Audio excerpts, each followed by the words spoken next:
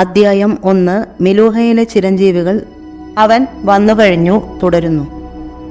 ആയുർവദിയും സഹായികളും ആ കെട്ടിടത്തിലേക്ക് കുതിച്ചു കയറിയപ്പോൾ എവിടെ നിന്നോ ചിത്രാംഗതൻ പ്രത്യക്ഷപ്പെട്ടു. എന്തുപറ്റി? അയാൾ ശിവനോട് ചോദിച്ചു. എനിക്കറിഞ്ഞുകൂടാ. ഞങ്ങളുടെ ഗോത്രത്തിലെ മിക്കവാറും എല്ലാവർക്കും പെട്ടെന്ന് എന്തോ രോഗം പിടിപെട്ടിരിക്കുന്നു.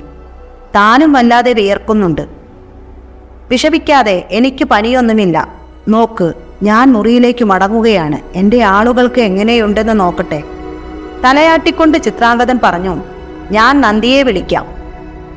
ചിത്രാംഗതൻ നന്ദിയെ അന്വേഷിച്ച് ഓടിയപ്പോൾ ശിവൻ ആ പാർപ്പിടത്തിലേക്ക് ഓടി.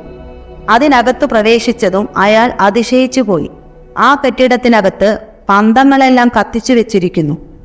ശുശ്രൂഷകർ മുറികൾ തോറും കയറിയിറങ്ങി ചിട്ടയോടെ രോഗികൾക്ക് മരുന്നുകൾ നൽകുകയും പരിഭ്രാന്തരായ രോഗികളോട് എന്തൊക്കെയാണ് ചെയ്യേണ്ടതെന്ന്